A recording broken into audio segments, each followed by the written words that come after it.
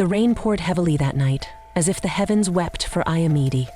At just 12 years old, he stood outside his uncle Kehende's house, clutching a small, tattered bag. His thin frame shivered, both from the cold and from fear. Inside the house, his uncle's voice roared.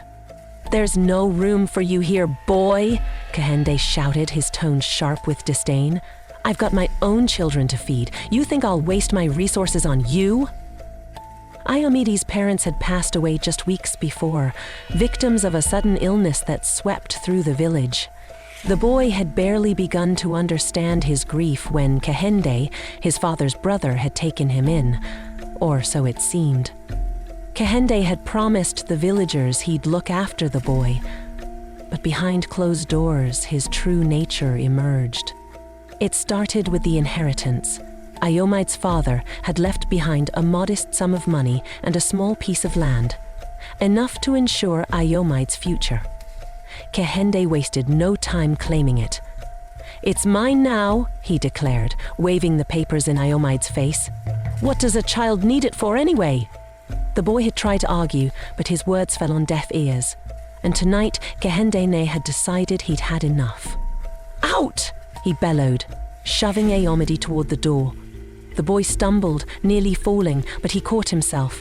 His uncle slammed the door shut, the sound echoing in the quiet street. The villagers watched from the shadows of their homes, murmuring amongst themselves. Kehende had always been known for his greed, but this was cruelty on a different level. Yet no one stepped forward. No one opened their doors to the boy. They whispered about how he'd been wronged, but their fear of Kehende's wrath kept them silent. Ayomide stood in the rain, his heart pounding in his chest. Where would he go? What would he do? He thought of his parents, of the warmth of their embrace, and the way his mother used to sing him to sleep. Now, there was nothing but the cold and the dark. As he took his first step away from the house, he glanced back. Through the small, cracked window, he could see Kehende and his family, seated around a warm fire, laughing and eating as though nothing had happened. The sight burned into Ayomide's mind, filling him with a mix of sorrow and something else. Something unfamiliar. A flicker of resolve.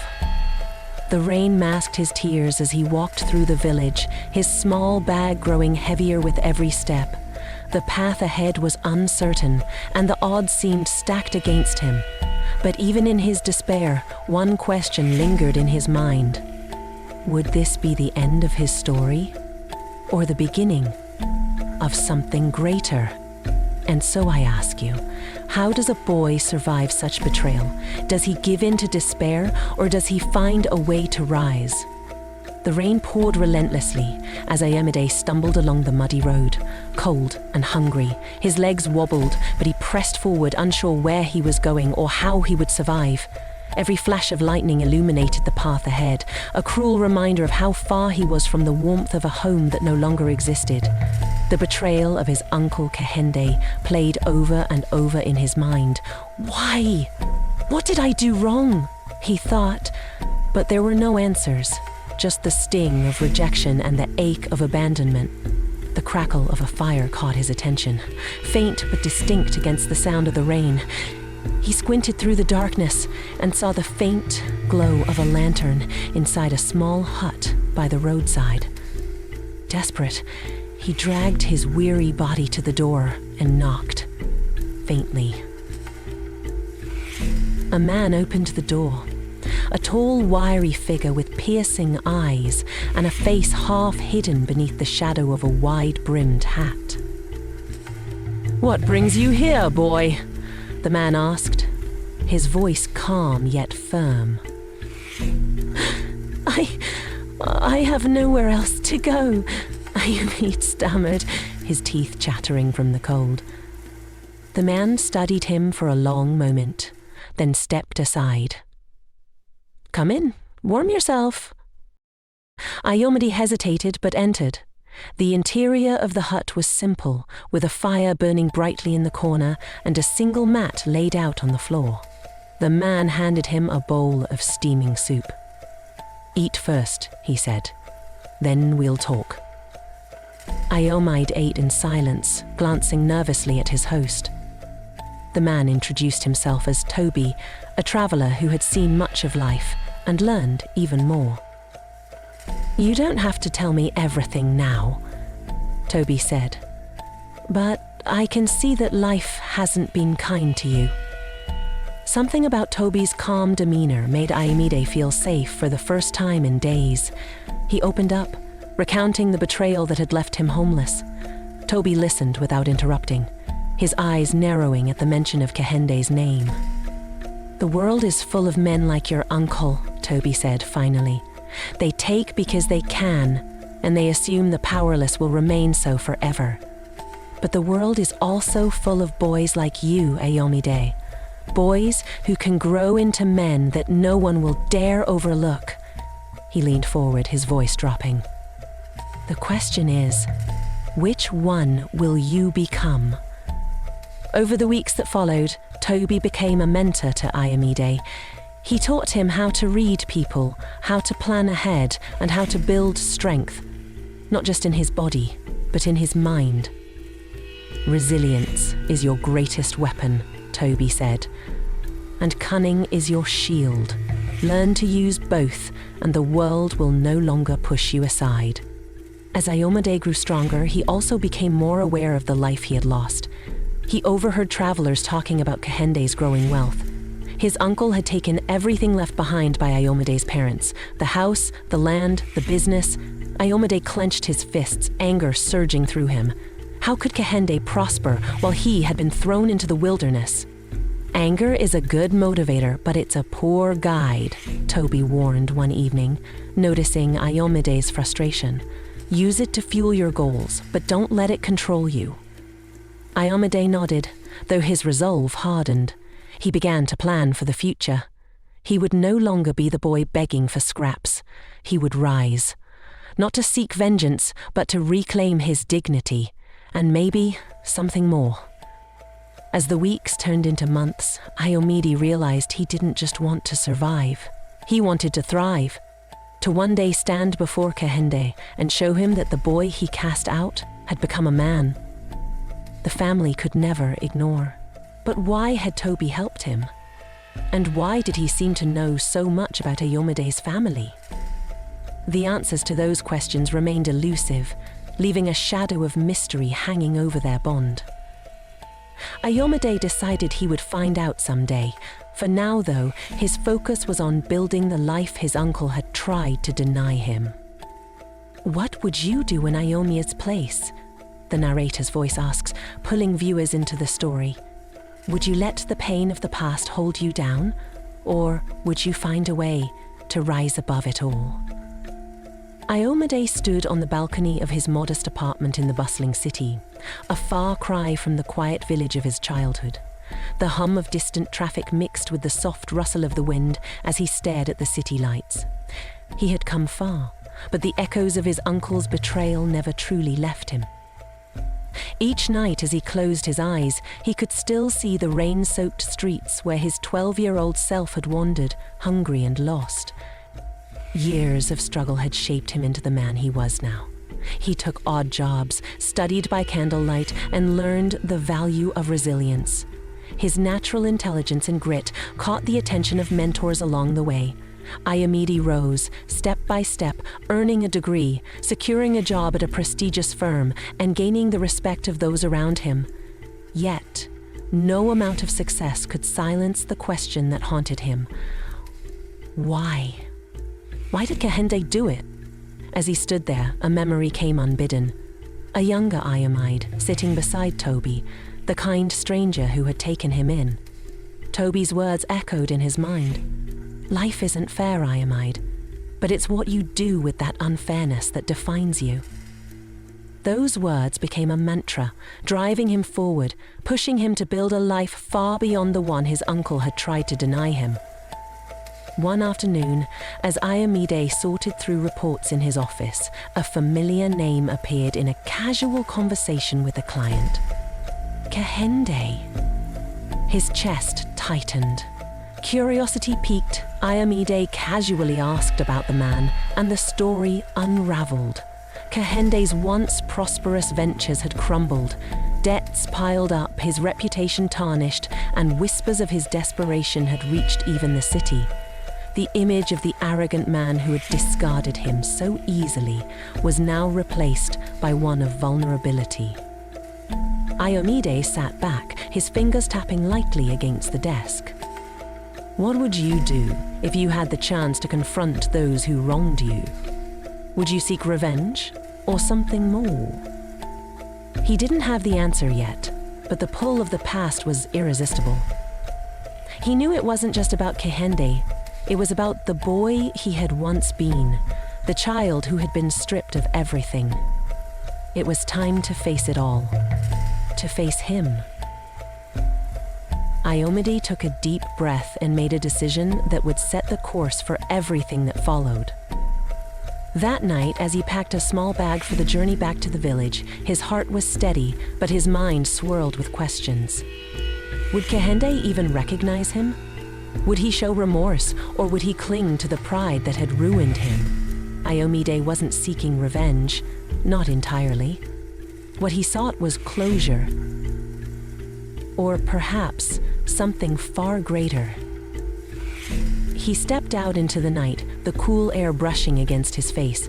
With each step, the weight of his past lightened, replaced by a growing sense of purpose. This was not the return of a broken boy, but of a man who had risen above the ashes of betrayal. Yet, as the village drew closer, so did the tension. What lay ahead could change everything. And Ayomide was ready. What would you do?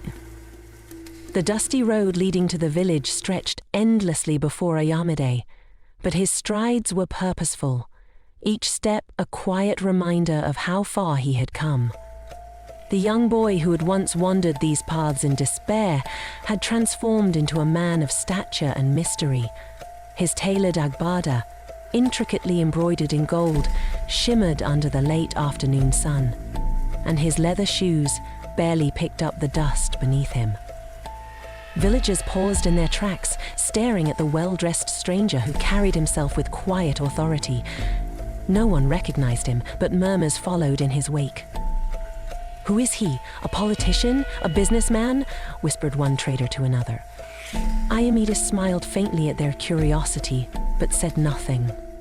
His gaze scanned the familiar streets, now lined with new shops, but still haunted by old memories.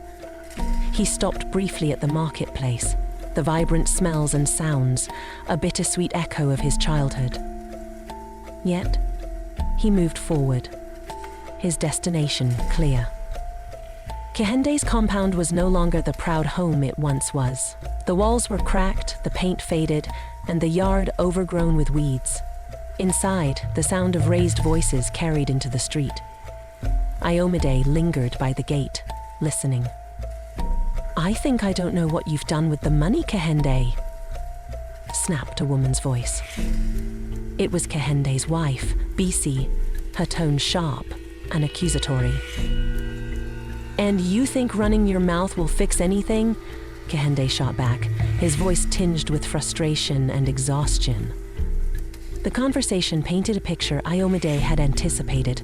The family was fractured, their once solid financial foundation crumbling under poor choices and hidden greed. Kehende's arrogance had caught up with him, and the years had left their mark.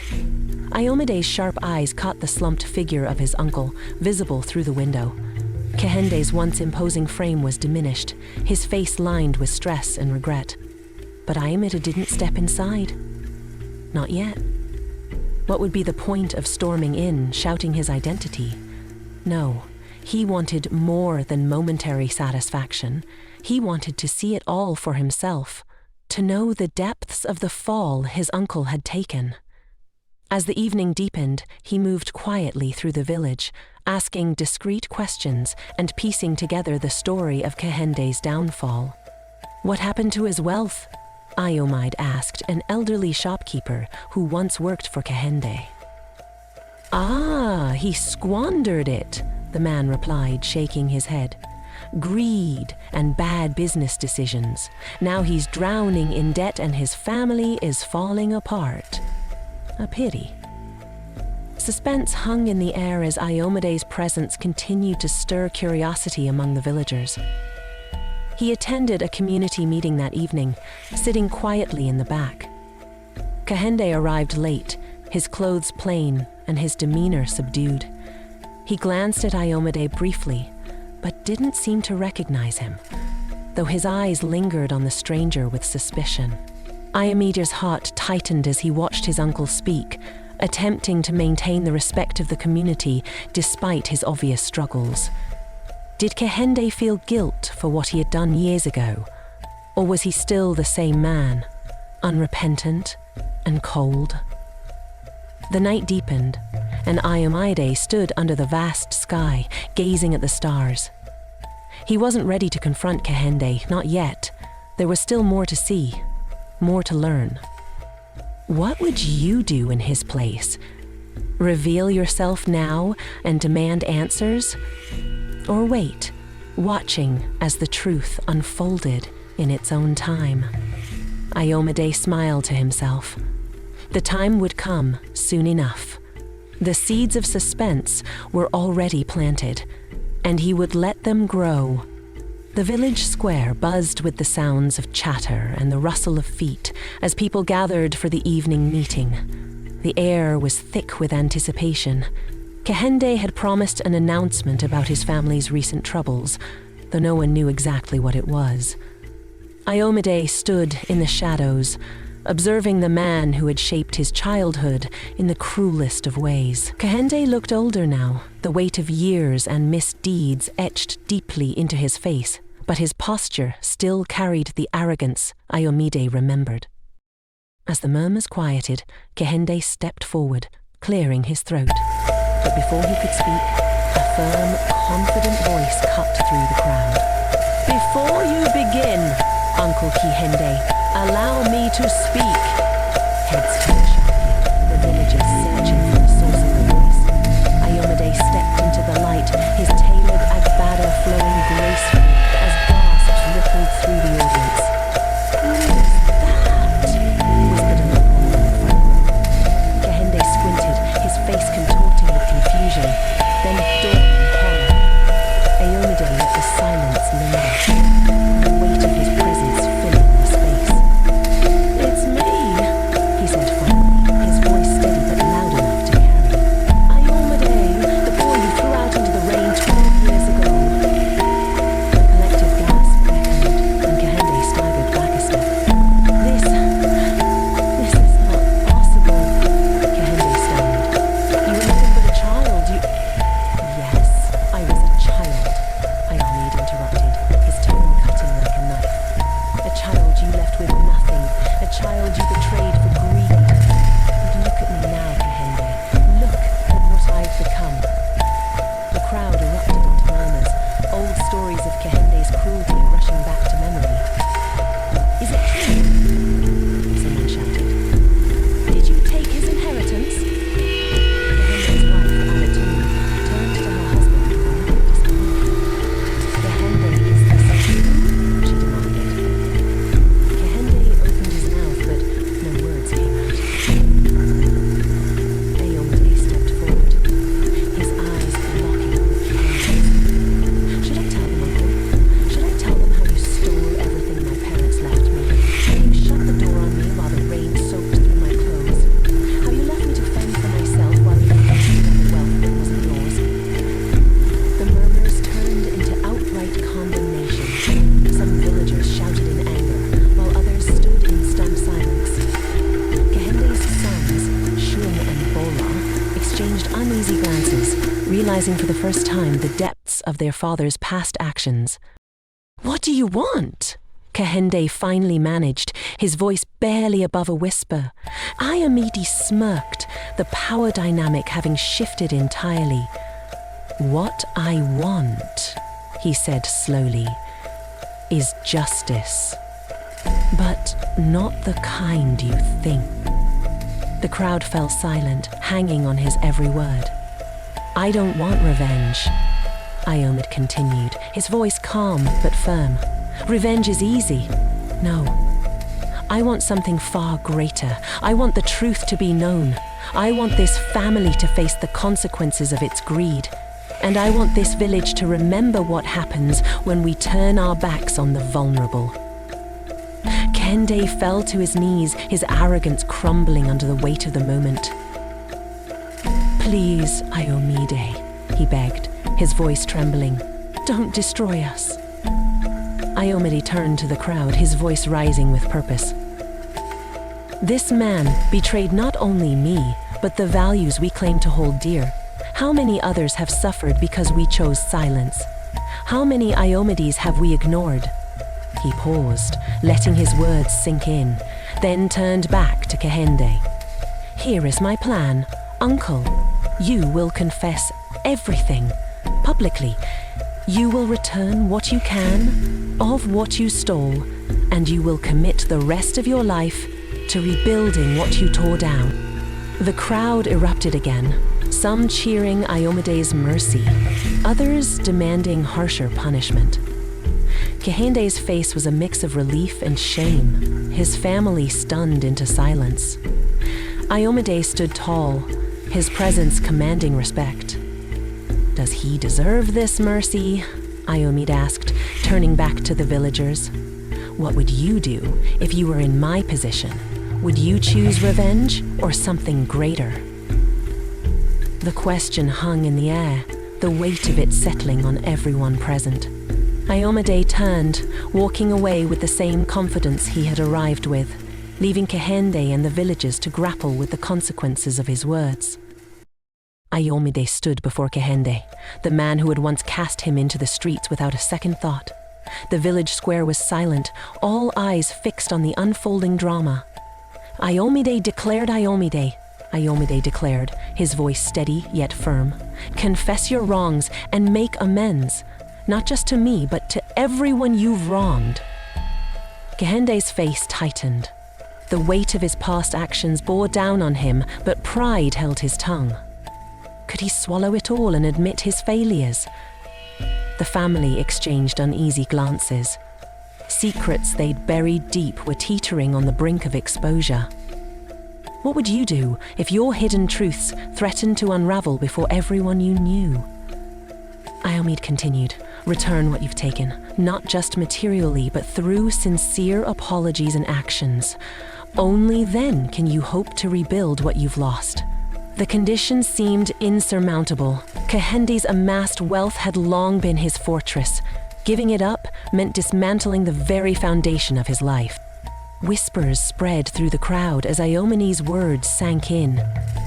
The family members felt a collective tightening in their chests. Their own complicity was coming to light. Greed had bound them together, but now it threatened to tear them apart. Isn't it ironic how the pursuit of wealth can impoverish the soul? Kehinde's internal struggle was palpable. Beads of sweat formed on his brow.